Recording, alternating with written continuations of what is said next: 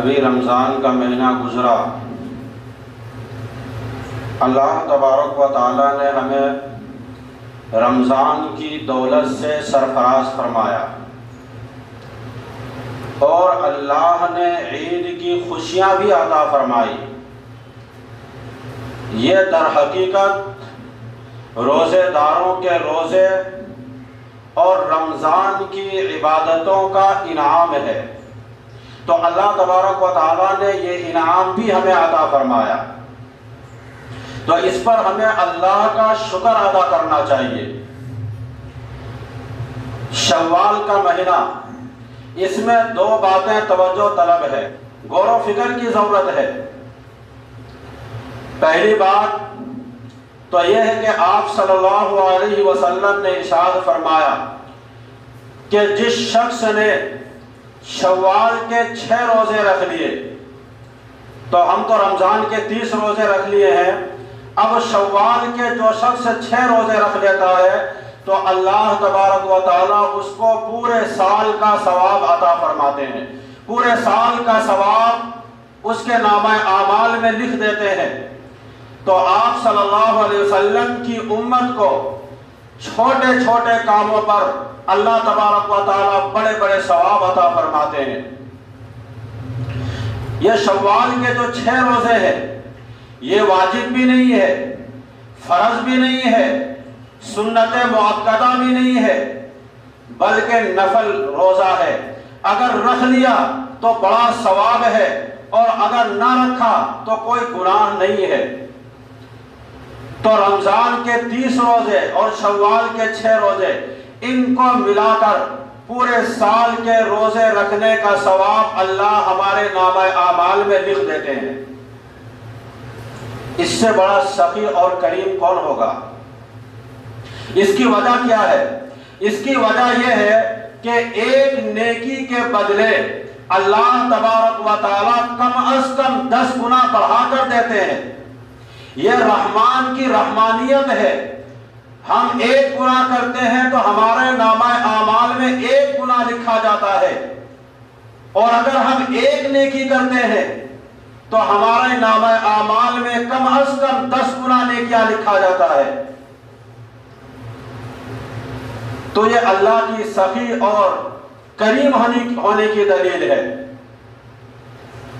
تو ہم رمضان کے 30 روزے رکھے تو گویا کہ 300 دن کے روزے ہم نے رکھ چکے ہیں، یعنی 10 مہینے کا روزہ ہم رکھ چکے ہیں۔ اب اگر شوال کے کوئی 6 روزہ رکھ لیتا ہے تو 6 روزے گویا کہ 60 دن کے روزے کا ثواب اللہ ہمیں عطا فرمائیں گے، تو گویا کہ یہ 2 مہینہ ہوا، تو 10 اور 2 12 مہینے ہوئے، اور سال کے کل 12 مہینے ہوتے ہیں۔ اللہ کے نبی نے فرمایا کہ جو شخص رمضان کے علاوہ شوال کے 6 دنوں کا روزہ رکھ لے، اللہ تبارک و تعالیٰ اس کو پورے سال روزے رکھنے کا ثواب ان کے نامہ اعمال میں لکھ دیتے ہیں۔ کتنا آسان سودا ہے کہ صرف 36 دن روزہ رکھو، 30 پر 6 دن روزہ رکھو، اور اللہ تبارک و تعالیٰ ثواب پورے 12 مہینے کا عطا فرماتے ہیں۔ دنیا میں کوئی ایسا مالدار ہے، کوئی ایسا سخی ہے کہ 36 دن ان کے یہاں مزدوری کرے اور وہ یہ کہے کہ میں پورے سال کا مزدوری میں تجھے ابھی دیتا ہوں؟ کوئی ایسا دنیا میں نہیں ہے کہ 36 دن ان کے یہاں کام کرے اور پورے سال کا مزدوری کا پیسہ ان کو حوالے کر دے، ایسا نہیں ہوگا۔ اللہ کے نبی کا قول ہے کہ 36 دن تم روزہ رکھ لو، اللہ تبارک و تعالیٰ پورے سال کا ثواب تمہیں عطا فرمائے گا۔ تمہارے نامہ اعمال میں یہ سمجھا جائے گا کہ اس نے 12 مہینے روزہ رکھے ہیں، اور 12 مہینے روزے کا ثواب آپ کے نامہ اعمال میں اللہ لکھ دیں گے۔ اس میں تفصیل ہے، ان 6 روزوں کے بارے میں تفصیل یہ ہے کہ شوال کے جو یہ 6 روزے ہیں پیدر پہ مسلسل رکھنا ضروری نہیں ہے۔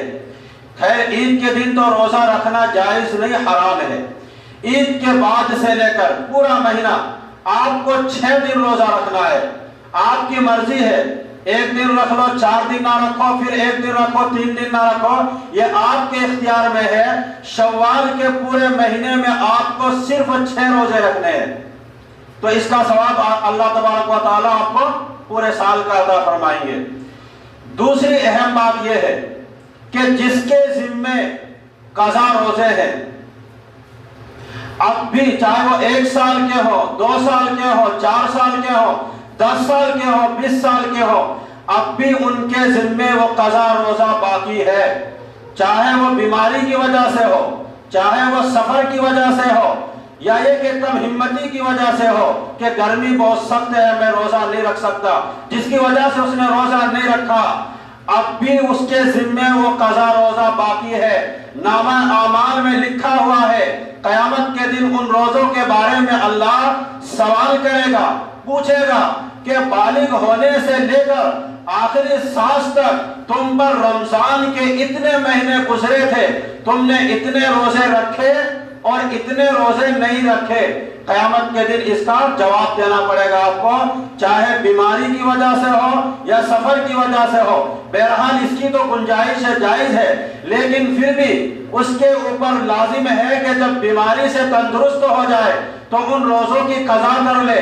अगर कोई मुसाफिर है तो जब वो मुकीम हो जाए, घर में आ जाए, तो उसके जिम्मे लाजिम है कि सफर में जो रमजान के रोजे कज़ा हुए उसको घर में जल्दी से अदा कर ले।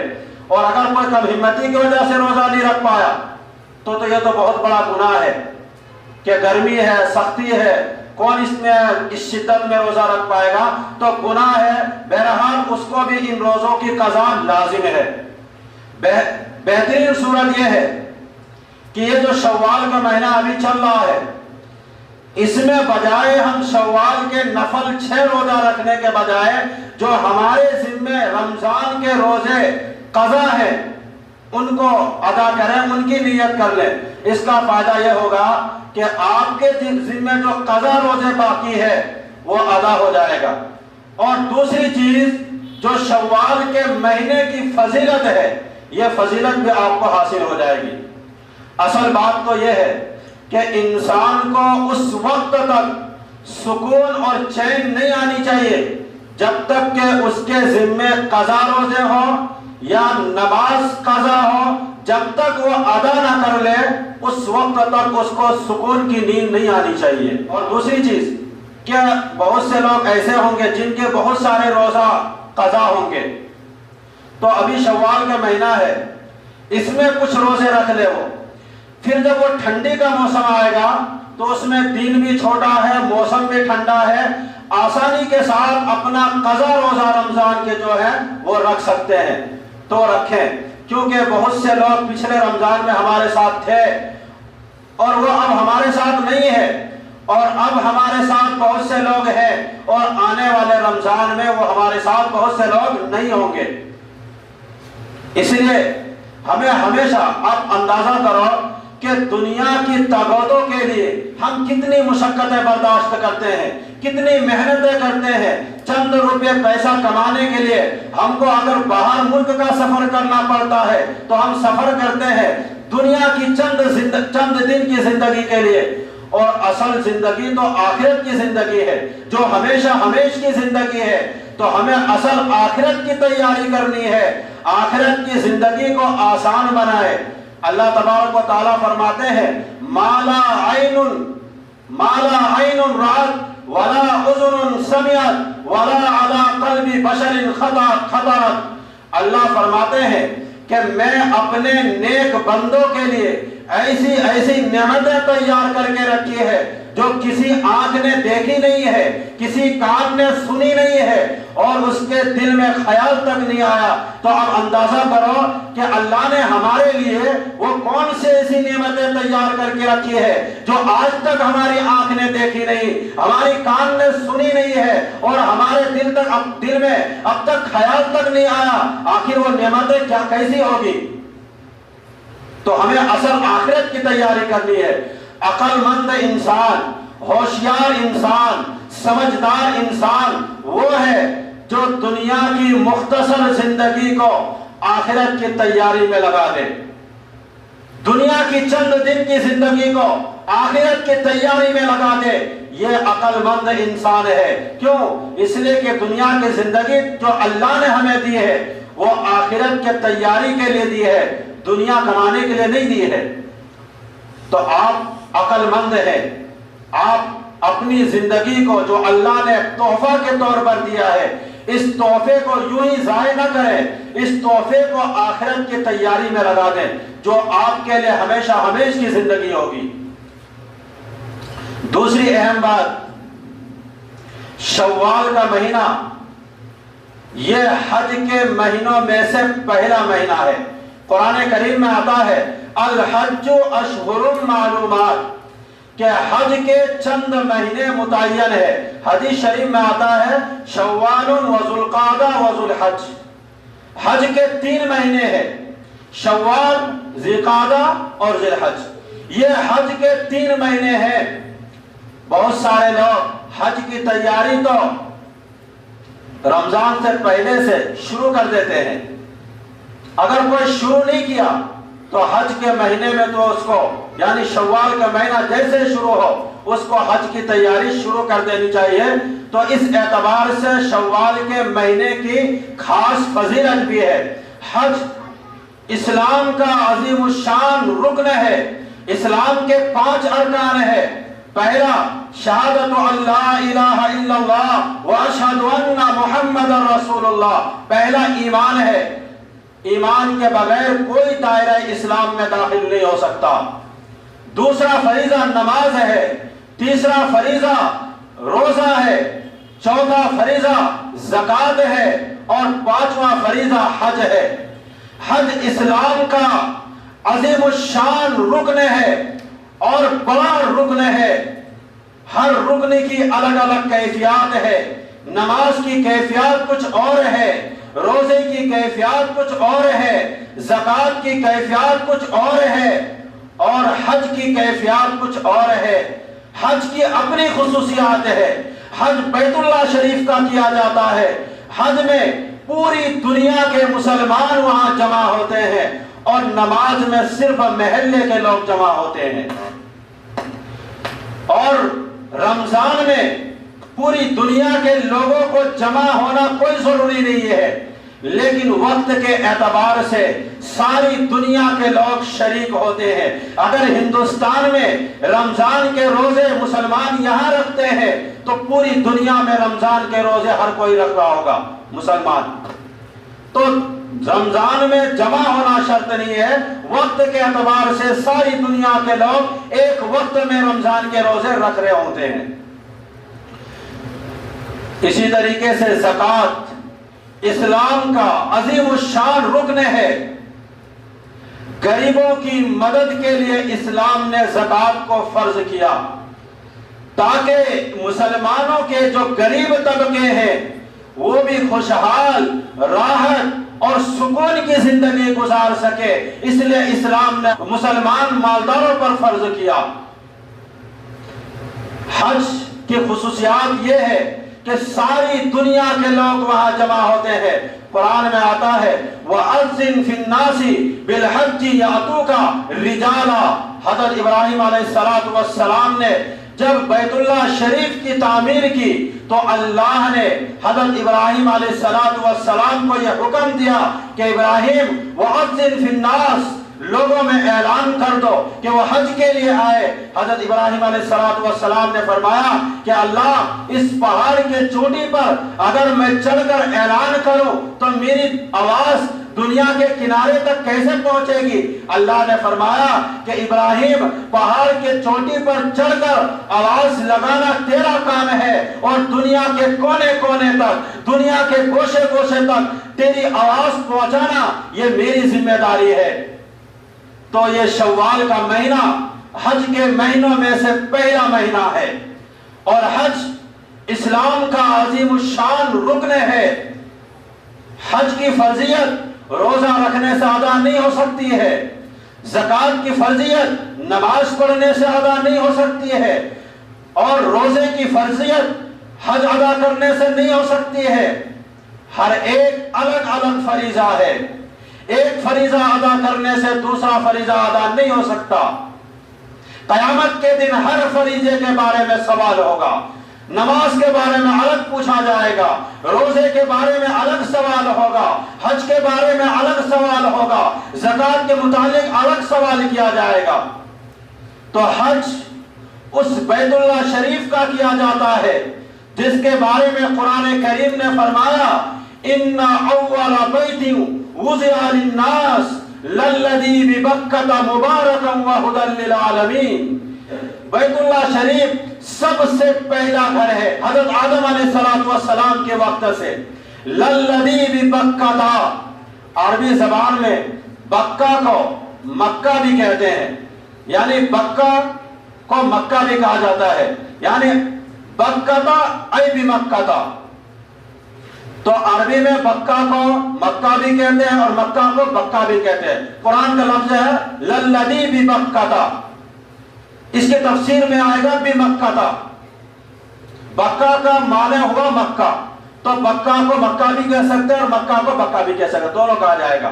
مبارکہ، برکت والا ہے، وہدی للعالمین، اور بیت اللہ شریف تمام عالم والوں کے لیے ہدایت کا ذریعہ ہے۔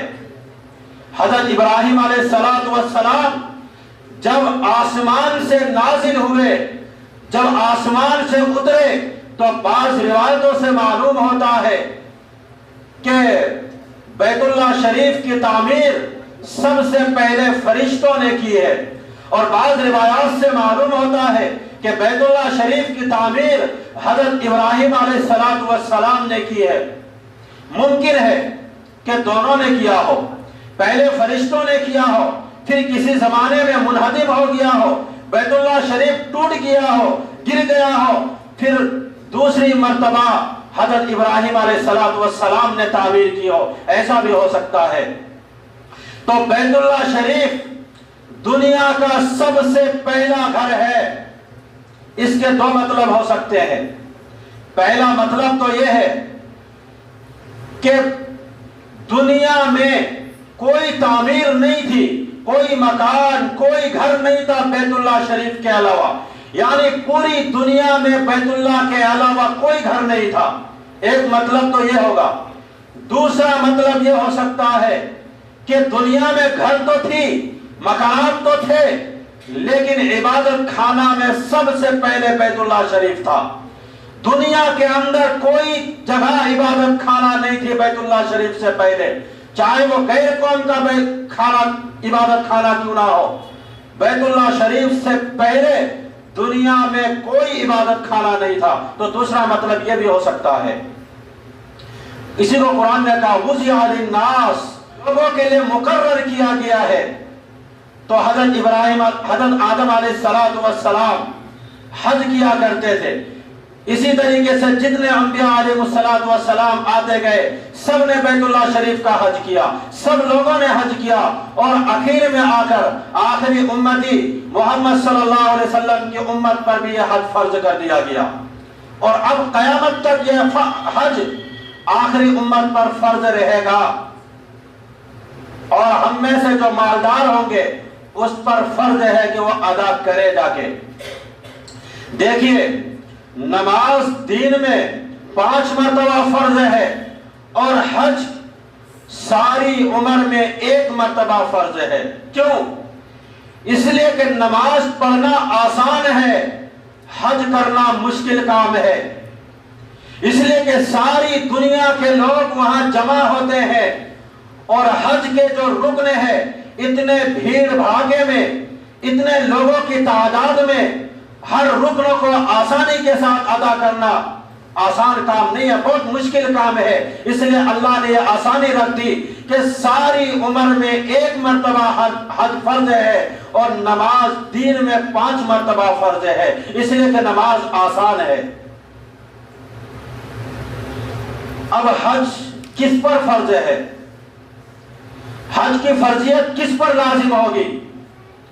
تو مسئلہ سمجھیے، حج اس شخص پر فرض ہوگا جس کے پاس سواری میں بیت اللہ شریف جانے کے مال ہو اور واپس آنے کے माल भी उनके पास इतना हो कि वो आसानी से सवारी पर जा सके और सवारी पर वापस आ भी सके, और अगर अहलो आयाल वाला है, बीवी बच्चे वाला है, तो फिर बीवी बच्चों को इतना माल देकर जाए कि वो बैतुल्लाह हज को आसानी से जा सके और वापस आने तक बीवी बच्चों को कोई दिक्कत ना हो, कोई परेशानी ना हो। इतना माल उसके पास है और उसके अंदर ताकत भी है, जिस्मानी कुदरत भी है, तो फिर ऐसे शख्स पर हज फर्ज हो गया। उस पर लाजिम है कि जितना जल्दी हो सके वो हज के इस फरीजा को अदा कर ले।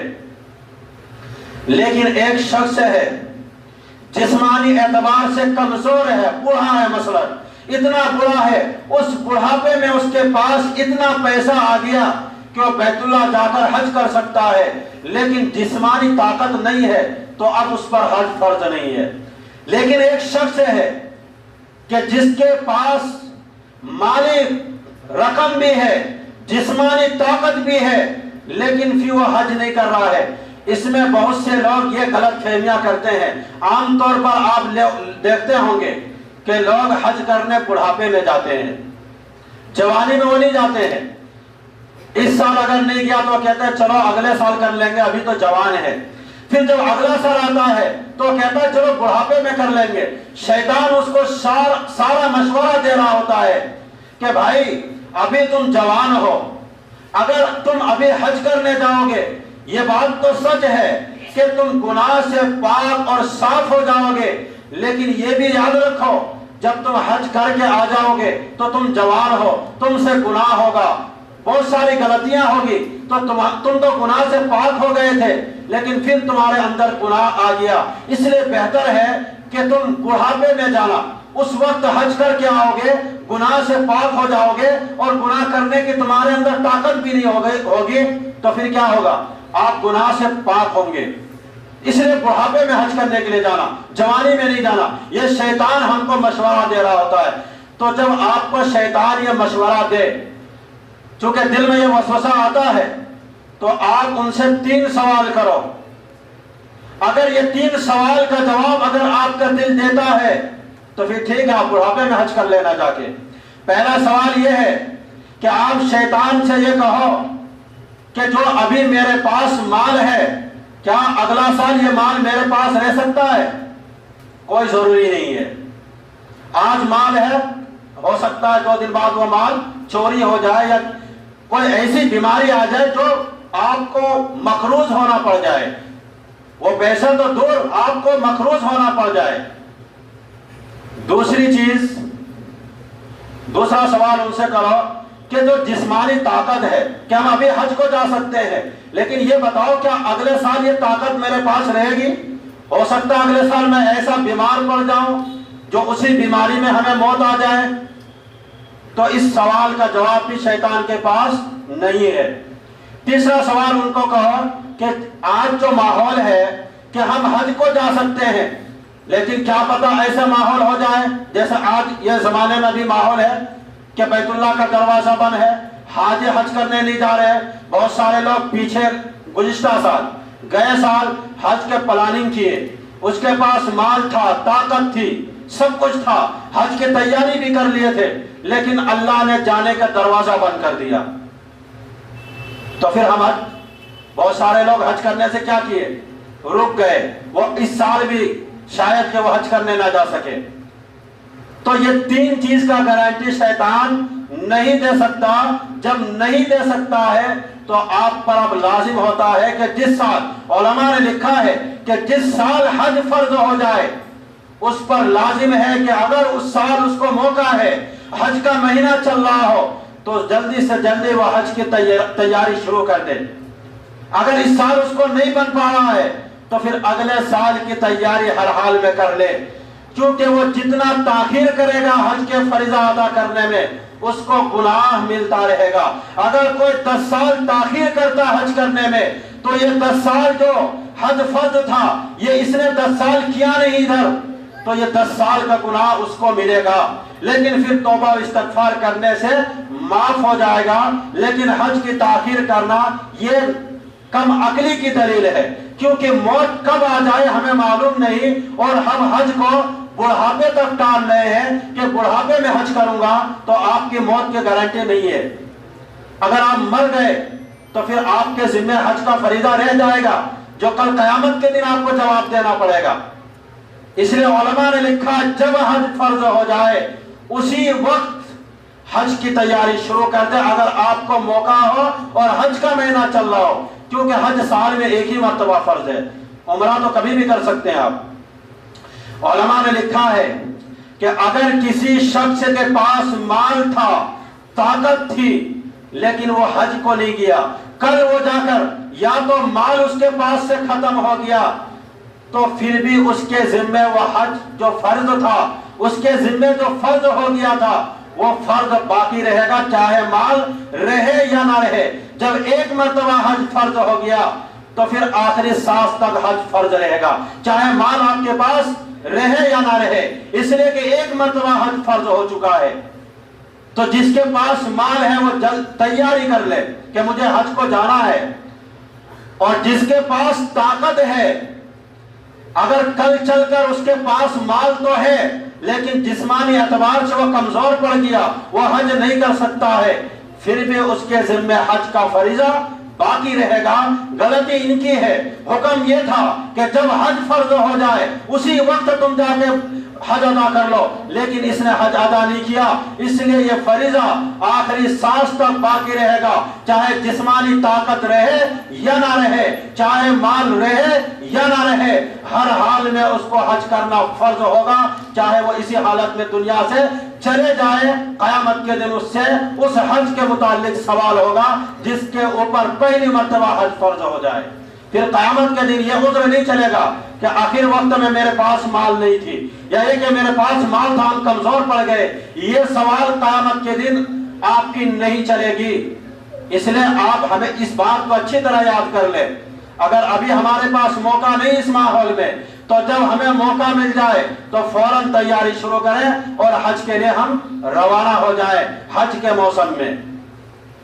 इसलिए जो हमसे गलतियां हो गई है वो इस मौसम में अल्लाह से तौबा इस्तगफार करें, इसलिए कि हज का दरवाजा अभी बंद है, हज को हम नहीं जा सकते हैं, तो अल्लाह से तौबा इस्तगफार करते रहे कि अल्लाह हज तो बहुत पहले फर्ज हो गया था, लेकिन ना इल्मी की वजह से, मुझे जानकारी नहीं थी, इल्म नहीं था, जिसकी वजह से मैंने हज को ताखिर किया, और अब वक्त यह है कि हज का दरवाजा बंद हो चुका है। अल्लाह अगर मेरी मौत आ जाए तो हज के फरीदा मेरे जिम्मे से माफ कर देना। ये दुआ आप हर नमाज में अल्लाह से मांगे, वरना फिर आपको कयामत के दिन आपसे पूछा जाएगा